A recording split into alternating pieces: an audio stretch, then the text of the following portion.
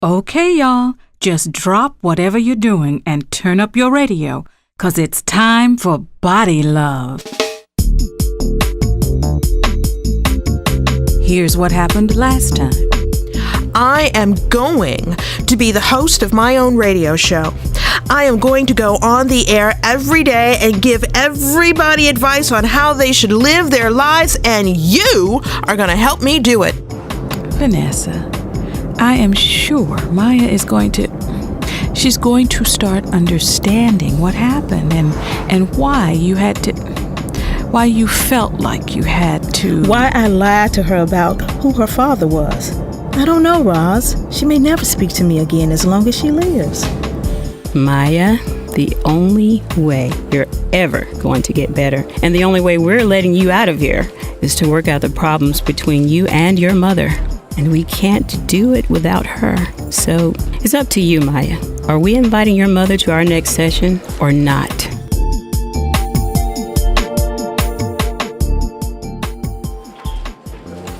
Dr. Jamon, I can't do that.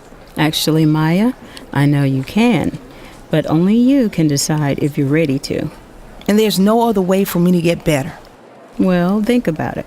You're here because you've been suffering from severe depression. A lot of times depression comes from having lots of anger building up inside you. I mean, your brain is like any other part of the body. When it gets something bad inside it, that bad thing needs to come out. You're telling me the reason my sleeping and eating were all messed up, and the reason I started drinking so much, and the reason I finally had a gun to my head, all of that's because I was mad about something and didn't get it out? It's a little more complicated than that, but yeah. Basically, see, you got some deep, dark anger or pain or grief inside you, and one of three things is going to happen. 1, you can choke it down inside where it'll take root and grow. 2, you can let it out in some way that hurts people and makes everything even worse than it was before. And 3?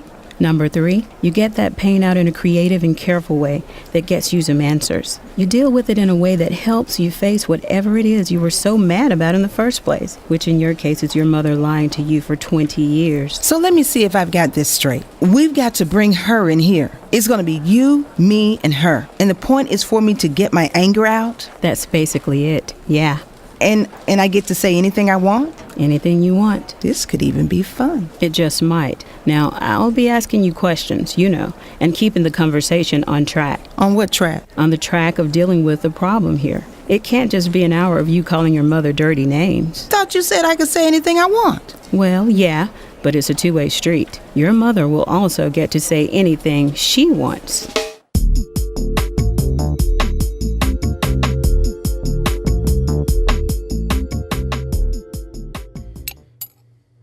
Okay, guys, dinner's ready. Come to the table. Oh, Mama, Dad and I are watching something on TV. It won't hurt either of you to sit at the table and eat a meal. Yeah, but Mama, can we just Your supper is in here, Saul. If you and Sonny want to eat it, you both have to come in here. Come on, Saul. When the lady's right, she's right. Well, what is this anyway? I'm going to start cooking meals around here for a change. And I'm cooking from the recipe book they gave me at the hospital. They put you on a special diet. Why do we have to eat what you're eating? Like she said, Saul, it won't hurt any of us. Will you offer thanks, Saul? Mama, Okay.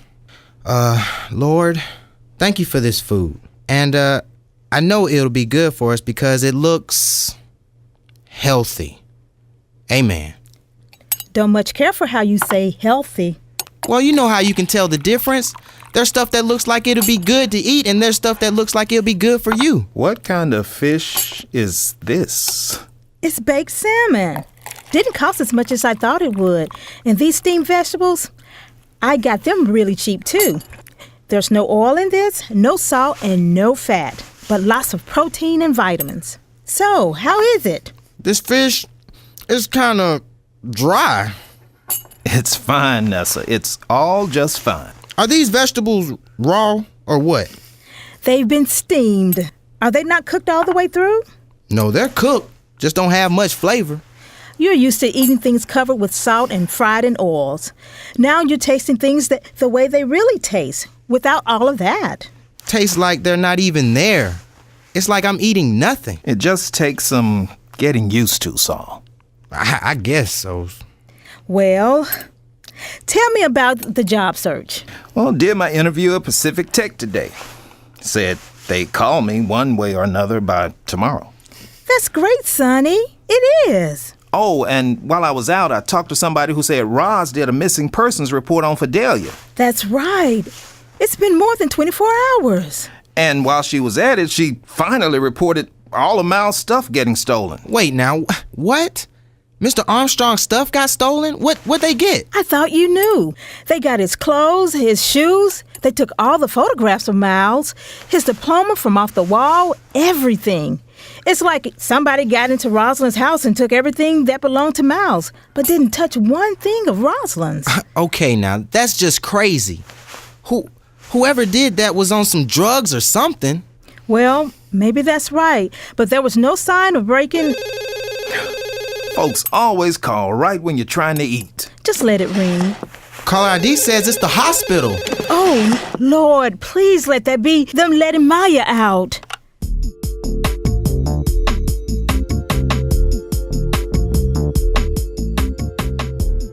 Okay, whoa, all right, just slow down and listen to me. No, Kevron, you listen to me.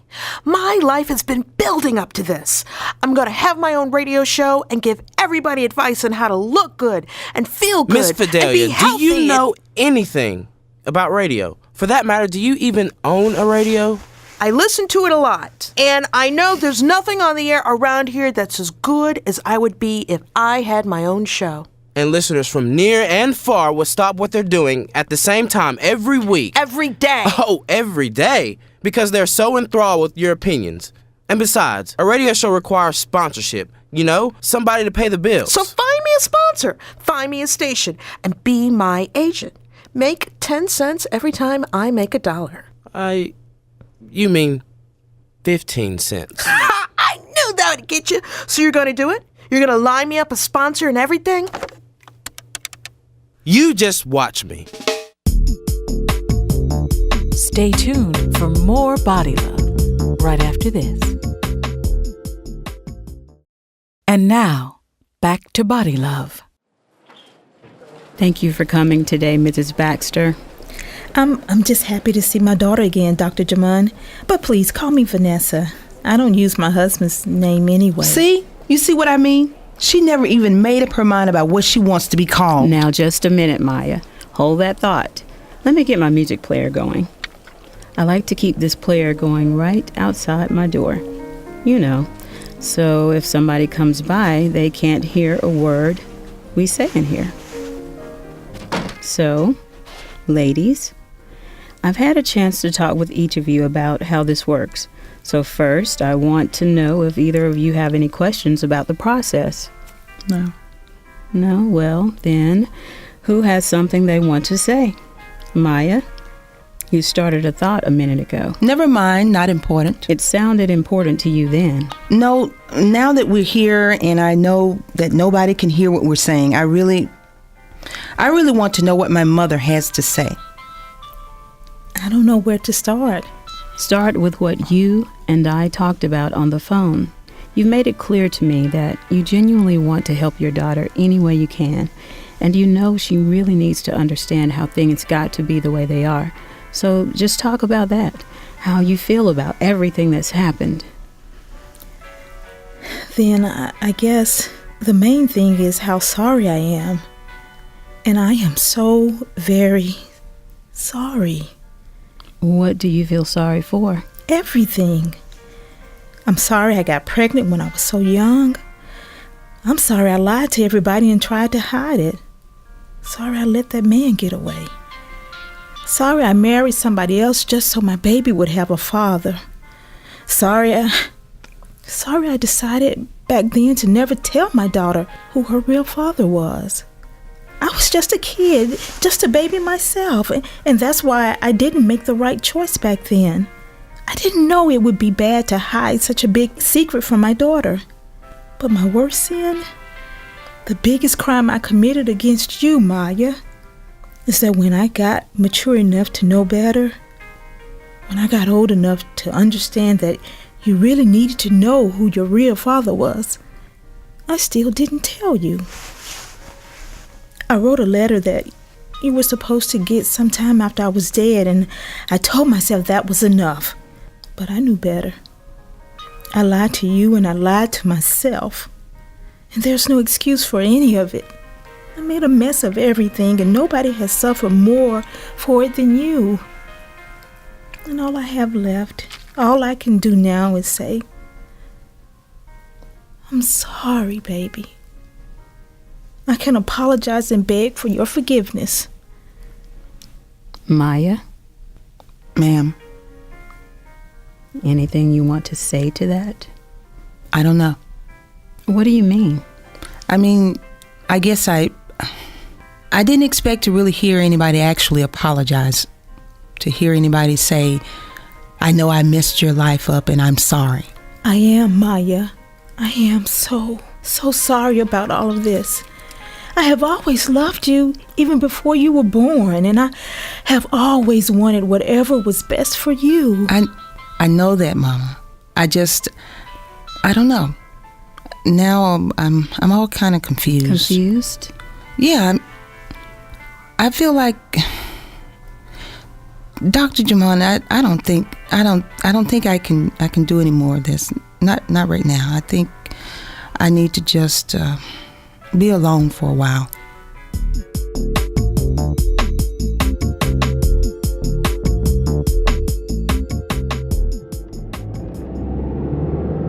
Dad, come on. Let me drive the car. I'm just gonna drop you off at school and go on to my job interview. It's a lot easier like this. Feel like a kid again. My daddy driving me around and... Tell me what you thought about that breakfast. Okay, if you like fruit.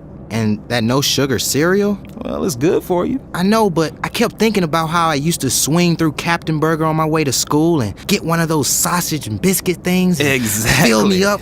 And you know, those things are just dripping with fat and salt. They're like eating some little time bomb. Oh, but man, how I love them. I hear you. I could eat one or two right now. Even when I know how bad they are for me, I still want them. So what is that? Just habit or what?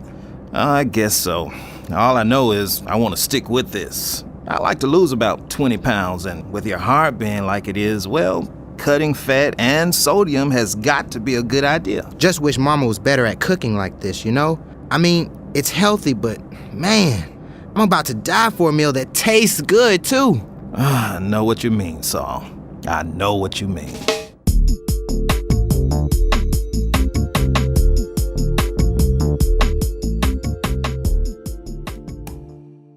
Hey, come seat yourself on my sofa. Room for two. I'll sit in the big chair, if that's okay. Miss Fidelia, I am not the big bad wolf. I know, Kevron. I'm just tired. For some reason, sitting down there in your studio wears me out. And I believe I was the one making the phone calls. All day yesterday and all day today. And getting nowhere. I keep telling you, you have me calling companies at random and asking if they'll support a show that does not as yet even exist. They'd have to be so... I keep telling you, it's the concept. We're selling them on the idea of a radio show where a sassy, sexy lady tells people how to look and feel better. Fidelia, I know we're selling a concept and nothing else. Believe me, I know we have nothing else. Look out the peephole and see who that is. Oh my God, it's Rosalind!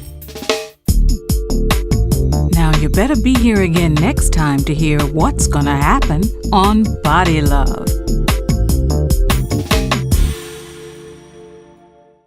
You see, Doc, we're having some trouble with eating healthy. I miss that salty taste. Is it really so bad for our health, though? Unfortunately, it is, Saul. Too much salt in our diet affects our blood pressure, which greatly impacts cardiovascular health, particularly in African Americans. A low-sodium diet is just as important as a low-fat diet. So why is fat always so bad? Actually, Saul, not all fats are bad. There are certain fats that do good things for our health, too. If we eat too much of the bad kind of fat, then the cholesterol in our blood will increase. Having a lot of cholesterol in our blood can cause clots or create blockages in blood vessels. You can probably imagine how having high blood pressure in a narrow bloodstream would be a huge stress on blood vessels and the heart.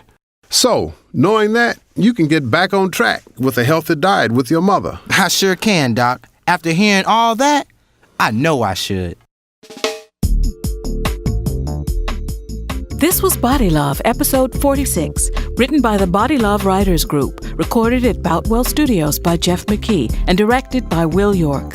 Featured in the cast were Cheryl Hall, Audrey Quinn, James McCarty Jr., LaWayne Childrey, Shalithia Williams, Benita Wren, Jim Whitson. And in the epilogue, you heard from Dr. Grossbeck Parham. BodyLove is a project of the University of Alabama at Birmingham's School of Public Health and Department of Theater, produced by Lee Shackelford and Yoko Kawamura, and executive producer Dr. Connie Kohler. Support for the BodyLove Radio Drama Project is provided by a matching grant from the Robert Wood Johnson Foundation, Princeton, New Jersey, along with the Joseph S. Bruno Charitable Foundation, the Community Foundation of Greater Birmingham, the Carefree Fund, the J.L.B. Beeson Fund, the Alabama Department of Public Health, and Blue Cross Blue Shield of Alabama. Find out more about BodyLove on our website, www.bodylove.org.